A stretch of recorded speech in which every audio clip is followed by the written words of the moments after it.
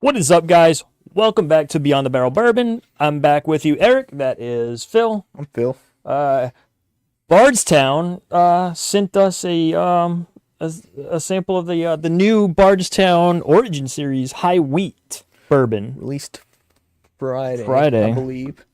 Pretty excited about this one, man. Yeah, it's the newest in their Origin series. So if you know about their Origin series, Which, if you watch the show, you should know about their Origin Series. It's their own juice. Yes. This is Bardstown's own juice. 6 years old. Everything in the Origin series is their own juice. I believe their own juice is also in the Disco 11. We probably should start opening. We should probably start opening steps in the process. All right. Well, there's no tape, so it's the fanciest media sample I've ever seen. Look how awesome the side looks with the Bardstown logo like cut out. Comes with an LED light. And I was gonna tell Phil I got dibs on keeping it, but I think we're just gonna keep it here in the office / studio. So it's 39. It's 53 corn, 39% wheat. So it is. From my understanding, it is the first to market with 39% wheat in the mash bill. I also read that. 106 proof. But with it, what was the corn content you said? 53 corn. You want to do the honors? 8 barley. I figured I'd open up the media sample. You looked at it and you said, "This looks difficult to open. Let me give it to Phil." Why would I do that? Why would I do that to our audience? So I look like the fool again. Dude, this is a sweet looking bottle or box. Yeah, definitely pretty excited about this one. I know when they were here, they were talking about a lot of new releases that they've got coming out. So pretty awesome to be able to get our hands on this. Oh boy. Oh, there we go. Shh. I don't want to spill it. Oh. It's a little more difficult. There. All right, there you go. It sounded cool. And that's just a tiny Bardstown bottle, man. But it still looks awesome. I think it looks more awesome. Bardstown has my favorite bottles, man. Oh.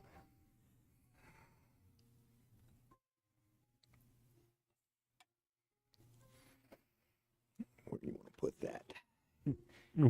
Somewhere with the cap on it. We'll put it on the table. There we go. Okay. Is that center? Oh, look, you got something to throw at the camera now. Little.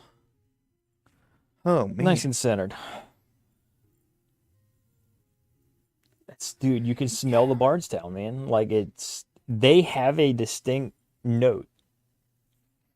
Their Origin series does, for sure. I smell, like, the first thing I smell is like this. I don't know if it's like orange peel. I was getting ready to ask you if you're picking up the citrus because it's citrus. I can't tell if it's orange or lemon. It's zesty, so more like the peel than the fruit. There's definitely some fruit on here, though. Yeah, man. No, it's definitely fruit forward, more so than bread. I do get a hint of that bread though. It's like a tart fruit. It's also sweet too. So I'm gonna say. Man. So they did put the mash bill on the side of this one also. So, yeah, I mean 6 year.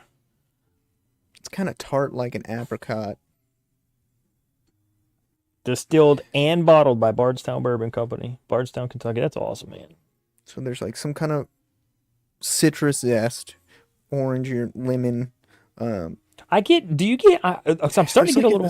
I'm getting a little cookie dough. I'm getting like a jam.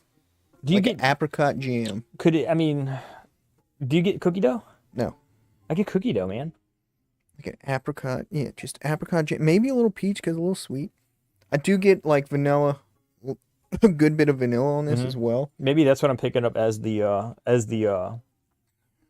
cookie dough. So yeah, so that's a good bit going on the nose. You're very complex nose. That vanilla note, which is probably one of those. Probably come in a lot from the wheat with those softer flavors. Then you've got. It doesn't smell hot. That zesty note, be it lemon or orange, and then I think apricot jam, man. I think SRP SRP when this is available here should be about $50, right? $49.99, I believe. Yeah. That seems to be their wheelhouse on like their shelfer stuff, right? Like they're The all in that. Origin series is Yeah. pretty much in that range. This smells really good, man. Like Yeah. I'm starting to pick up some brown sugars. Let me know when you're ready. Well, I was kind of trying to fill a little space with noise for a few minutes and let it breathe just a few more minutes. Man, it's not 138 proof. It's not. Ready? I'm ready. Let's do this. Let's do the darn thing. I have a feeling this is going to be a 2-sipper.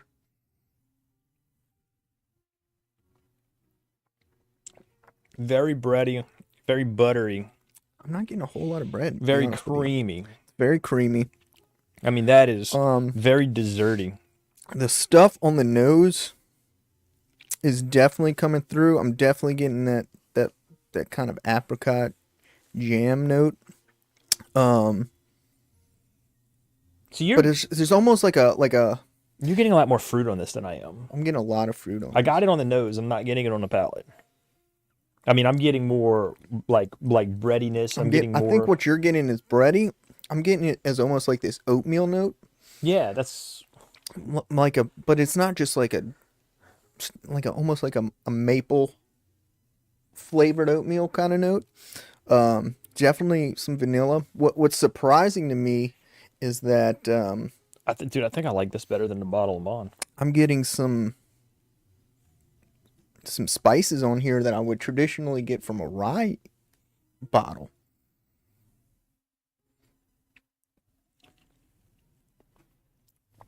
Like and it might be a part of that kind of citrus note because I'm definitely getting the citrus on the palate. So once it goes from that like creamy vanilla kind of maple oatmeal note, then you get kind of that citrus. It's almost like a pepper on the finish, I can get the pepper. and like a dry kind of light wood note. It's very creamy. I mean, this is So it's very velvety. Is I think the word I'm like creamy velvety. Awesome mouthfeel. I think. yeah, I'm surprised at this finish, man. It's It's a nice long finish, actually. I would say it's pretty long, medium long. Mm-hmm. I would go with great mouthfeel, like we said. It takes you from that I'm definitely getting fruit. So it takes me from that fruit to that kind of oatmeal molasses, but like I said, the shocking part to me is the spices I'm getting on the finish. I'm gonna say like the complexity of this for being what it is, right? For being, it's not a super aged bottle. Mm-hmm. It's very complex. 6 years. Yeah, I mean it's very complex. They definitely they're on to something with this. I'm trying to think of what I would comp it to. You know what this kind of reminds me of, dude? Without some obviously the amrut is more complex than this, but I can definitely get some of the amrut notes in this. Obviously, you're not getting the amrut itself. You're not getting that malted finish. Are you getting that kind of, once it sits on your palate and that finish hangs around, are you kind of getting that like peppery, dry, like light wood note that's kind of almost I don't want to say astringent, but it's like a drying note. I'm getting more. This might be it's a weird word I'm gonna make up here. Pecan-y. It's like a pecan-y wood type of thing. Like not the pecan itself, but the pecan. Like you ever smoked anything with pecan wood? Like it's that. Like it's that note that I'm getting. So as far as comps, I mean, immediately when you think Weeder, you think 106 proof, you think would Weller. start thinking like a Weller Antique 107, I think this is wildly different than the 107 antique. or like a Maker's. I think this would comp better with a Maker's. Now that you bring my- that up, I think this probably would comp better with the Makers. I think the fruity note you're getting on this complement itself more to that Maker's note. mm-hmm. But